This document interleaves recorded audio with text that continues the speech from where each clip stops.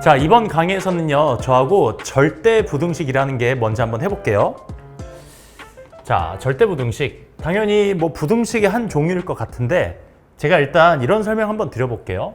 우리 수학에는 등식이 있고 부등식이 있는데, 일단 등식이 두 개로 나눠지죠. 여러분 다 공부했던 겁니다. 하나는 방정식이라는 게 있고요. 하나는 항등식이라는 게 있어서, 자, 아마 기억나실 거죠? 방정식은 특정한 x에 대해서만 성립하는 등식. 그러니까 예를 들어서 x-1은 5입니다. 그러면 이 x에다가 6을 넣어야만 성립하죠. 그런 녀석들을 방정식이라고 하는 거고요. 항등식은 x에 아무거나 넣어도 성립하는 식을 항등식이라고 했었습니다. 자, 부등식도 약간 비슷한 느낌이 나오게 되는데, 자, 부등식도요, 종류가 뭐가 있냐면, 지금 제가 저 위에다 썼던 절대부등식이라는 게 있고요. 오늘 공부하려고 하는 절대부등식이 있고, 그 다음에 일반적인 부등식이 있는데, 얘를 조건부등식이라고 부르기도 하고, 아니면 그냥 보통의 부등식이라고 부르기도 합니다. 자, 그러면 그냥 부등식은 이런 겁니다. x-1이 5보다 커요. 그러면은 우리는 x에다가 6보다 큰 숫자 넣어야만 성립하는 거죠. 이렇게 특정한 x에 대해서 성립하는 부등식을 조건부등식이라고 하는 거고요. 절대부등식은요, 무조건 성립하는 부등식이야. 마치 항등식처럼 무조건 성립하는 등식. 절대부등식은 내가 x에다가 뭘 넣어도 무조건 성립하는 부등식. 예를 들면 이런 게 대표적인 절대부등식이거든요. x는 우리가 보통 이제 실수 범위 내에서 이야기를 합니다.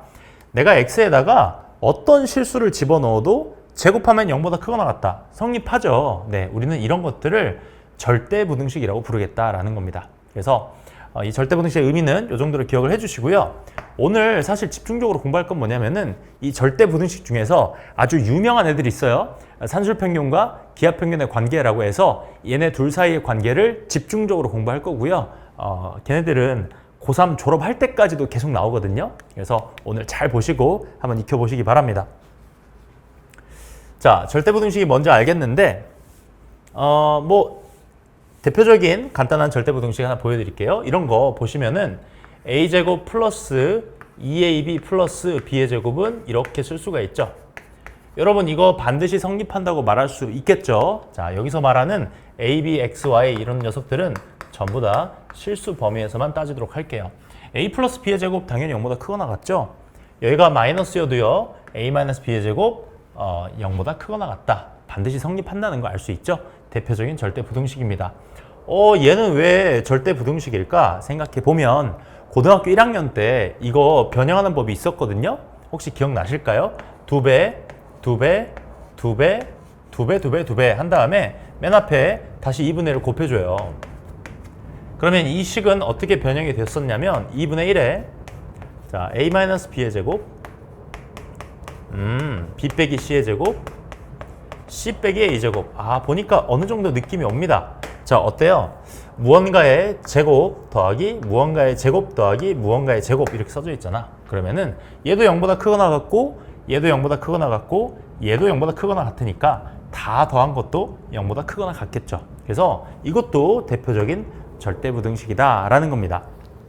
자, 어떤 느낌인지 좀 아시겠죠? 그러면 제가 아까 잠깐 언급해드렸던 아주 유명한 절대부등식 산술평균과 기하평균의 관계에 대해서 말씀을 드려보고요. 오늘은 이게 가장 중요합니다. 자, 우리가 두 양수 A, B가 있다고 할게요. 실수죠.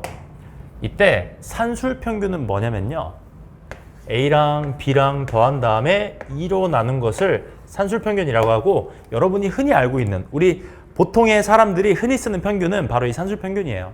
예를 들어서 수학 점수는 80점, 영어 점수는 60점이야. 그러면은 수학과 영어의 평균 점수 몇 점이니? 그러면 둘이 더해서 2로 나누잖아요. 그게 바로 산술평균이라는 거죠. 자, 기하평균은 우리가 잘 쓰진 않지만 수학적으로는 루트 AB를 기하평균이라고 하는데요. 얘네 둘 사이에 반드시 절대적으로 이렇게 성립하는 관계가 있답니다. 그래서 아주 유명한 절대부등식 산술평균과 기하평균의 관계입니다. 이거는 암기를 좀 해주시고요. 자, 왜 이런 일이 벌어질까 확인을 해봐야겠죠. 왜 2분의 a 플러스 b가 루트 ab보다 항상 크거나 같을까 확인해 볼 텐데, 우리가 보통 두 시계 또는 두 수의 대소관계 따질 때는 빼보는 작업을 많이 하죠. 그래서 제가 이 2분의 a 플러스 b랑요, 루트 ab랑 한번 빼보겠습니다. 뺐을 때 얘네들이 어떤 일이 벌어지는지 보세요. 자, 이거를 통분했다고 치면은 2분의 a 플러스 b의 마이너스 2루트 ab가 되는데, 자, 여기서 약간의 감각이 필요합니다. a를요, 제가 루트 a의 제곱으로 보고요. b는요, 루트 b의 제곱으로 볼게요. 그러면은 이 위에 있는 분자는 루트 a 마이너스 루트 b의 전체 제곱 이렇게 읽을 수가 있거든요. 그럼 여러분 보세요. 2분의 무언가의 전체 제곱이야. 그럼 아까 말씀드렸죠. 어떤 실수의 거듭 제곱, 어떤 실수를 제곱하게 되면 항상 0보다 크거나 같죠. 그러니까 이 녀석도 반드시 0보다 크거나 같다라는 걸 알 수가 있고요. 그렇기 때문에 왼쪽 숫자에서 오른쪽 숫자를 빼봤는데 반드시 0보다 크거나 같대요. 그러면 당연히 왼쪽 숫자가 더 큰 거구나 라는 결론을 내릴 수가 있는 거죠. 등호가 있으니까 크거나 같다라고 해야겠습니다. 자, 그래서 얘네들 사이에 이런 관계가 성립을 하는 거고요. 또 하나 중요한 거는 그러면 언제 이 등호가 성립할까? 언제 0이 되나요? 언제 얘랑 같아지나요? 이게 궁금한데요. 자, 여러분 이 왼쪽 식이 0이 되는 모습은 어떨 때죠? 바로 이 A랑 B가 같을 때죠. 그래서 이 산술기하평균에서 정말 중요한 이야기가 뭐냐면 등호는 언제 성립하나요? 라고 했을 때 A랑 B랑 같을 때 성립합니다. 요 말까지 여러분이 기억해 주시면 좋을 것 같습니다. 자, 정리하고 이해를 해야 돼요. 두 개의 양수 A, B에 대해서 2분의 A 플러스 B는 반드시 루트 AB보다 크거나 같다고 합니다. 그리고 그럼 둘이 같아지는 순간은 언제냐? 바로 A, B가 같을 때. 실제로 B 대신 A 넣어보시면 좌측 A 되죠? 우측도 B 대신 A 넣어보면 A 되는 거 맞죠? 등호가 성립합니다. 자, 그래서 이 산술평균, 기하평균은 도대체 언제 쓰는 거냐라고 할 때요. 반드시 이 녀석들은 최대값과 또는 최소값을 묻는 문제에서 아주 적극적으로 사용이 되고 이거 여러분 고3 졸업할 때까지 계속 나옵니다. 문제 풀다가 어느 날 갑자기 팍 하고 튀어나와가지고 너 산술 기하평균 기억하고 있어? 이렇게 물어본단 말이죠. 그래서 여러분들 꼭 얘는 오랫동안 갖고 가야 되는 내용이고요. 자, 최대값, 최소값 어떤 식으로 물어보냐면 자, 이렇게 물어봐요. 이 곱의 값을 알 때 이 합의 최소값을 물어봅니다.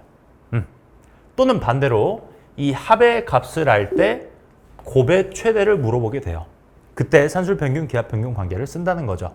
자, 지금 말만 들어서 무슨 말인지 잘 이해가 안 되죠? 제가 이거를 문제 예시를 하나 보여드리면서 이해를 시켜드려 볼게요.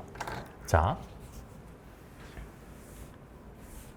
제가 일부러 아주 비슷하게 생긴 두 문제를 넣어봤는데요. 자, 두 개의 양수 A, B에 대해서 여기는 지금 어떤 상태냐면 A, B가 3이다. 지금 곱을 알아요. 곱을 알 때라고 제가 말씀드리고요. 그 다음에 여기는 어떤 문제냐면 여기는 합을 알 때예요. 합을 알 때. 자, 이 상태에서 뭘 물어본다? 곱을 알고 어떤 합의 최소값을 물어봅니다. 3a 플러스 4b라고 하는 합의 최소값을 물어봅니다. 또는 합을 주고요. 곱의 최대값을 물어봅니다. 자, 곱의 최대를 물어본다. 이렇게 생각하시면 됩니다. 자, 그러면 산술 기하평균 한번 써보도록 할게요. 자, 우리는 3a 플러스 4b라는 게 궁금한데 자, 다시 한번 써볼까? 자, 이번엔 라지 AB라고 써보겠습니다. 2분의 라지 A 더하기 라지 B는 크거나 같다 루트 AB보다 라고 했는데요. 보통 분모에 있는 2는 오른쪽으로 넘겨서 많이 쓰거든요. 자, 이렇게 써보겠습니다. 이게 바로 산술평균과 기하평균의 관계인데요. 자, 얘를 라지 A라고 생각하고 얘를 라지 B라고 생각하면 우리가 식을 이렇게 쓸 수 있겠죠. 3A 플러스 4B라는 것은 크거나 같다. 뭐보다? 2배 루트 한 다음에 둘이 곱해요. 12AB보다 이렇게 쓸 수가 있겠죠. 자, 이때 우리는 뭘 알고 있냐면 AB가 3이라는 걸 알아요. 너가 3이에요. 그러면은 루트 36 그러면 6이죠. 6이 12. 네, 이렇게 되면서 이거를 이제 읽기만 하시면 돼요. 3A 더하기 4B라고 하는 녀석은 항상 12보다 크거나 같습니다. 이렇게 읽으면 되는 거고 그러면 당연히 3A 플러스 4B의 최소값은 12가 되겠죠. 항상 얘보다 크거나 같으니까요. 자, 그리고 또 중요한 거야. 그때의 AB 값. 그때라는 건 무슨 말이냐면 얘네 둘이 12가 될 때 그때 AB는 얼마니라고 물어보는 건데 바로 등호 성립 조건이었죠. 이 산술기하 평균에서 등호 성립 조건은 A와 B가 같을 때 등호가 성립한다고 했습니다. 그래서 얘랑 얘랑 같은데 더해서 10이니까 얘도 6이고 얘도 6이겠죠.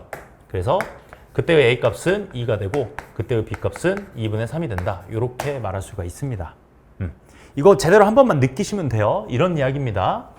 여러분 AB를 곱해서 3이 되는 순서상 AB는 정말 많겠죠. 너무너무 많을 거야. 그 많은 AB 중에서 3A 플러스 4B가 최소가 될 때는 바로 A에다가 2 넣고 B에다가 2분의 3 넣었을 때다. 여기다가 2 넣고 2분의 3 넣으면 3이 되는 거 맞죠? 그걸 여기다 넣었을 때 값이 최소가 된다 이거예요.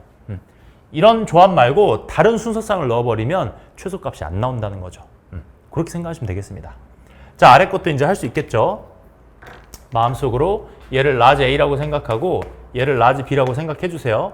그러면은 A 플러스 B는 3A 플러스 2B는 항상 크거나 같다 2배의 루트에 둘이 곱한 거 6AB 이렇게 쓸 수가 있습니다. 우리는 AB의 최대값이 궁금해요. 나는 이 녀석의 최대값이 궁금하니까 얘를 한번 끄집어 내볼게. 이 녀석은 4였습니다. 오른쪽은 그대로 쓰고요. 양변을 2로 나눠주고 제곱하면 왼쪽은 4가 되고 오른쪽은 6AB가 되죠. 그러면 결과적으로 AB라고 하는 것은 3분의 2보다 작거나 같다. 이런 결과가 나오죠. 그러면 이 AB의 최대값은 당연히 3분의 2가 되는 거죠. AB는 3분의 2보다 항상 작거나 같으니까요. 자, 자, 이렇게 3분의 2가 되는 거고요. 자, 그때의 AB를 구하라. 또 중요한 이야기죠. 그때의 AB라는 건 이 최대가 될 때의 AB인데 항상 말했다시피 얘랑 얘가 같을 때 바로 라지 AB가 같을 때가 등호 성립 조건이에요. 근데 얘네 둘이 더한 게 4였어요. 더한 4였으니까 그럼 얘도 2고 얘도 2일 때 이 등호가 성립한다는 거죠. 그러면은 그때 A 값은 3분의 2, 또 그때의 B 값은 1. 네, 이런 식으로 구할 수가 있겠죠. 이렇게 해가지고 산술평균, 기하평균의 관계와 아주 기본적인 문제지만 사실 이게 가장 본질적인 문제예요. 여러분들이 산술기하평균은 언제 쓰는 건지 그리고 어떻게 쓰는 건지 그리고 마지막으로 이 등호가 언제 성립하냐 바로 A, B가 같을 때입니다. 이것까지 좀 확실하게 기억하시면 좋겠습니다.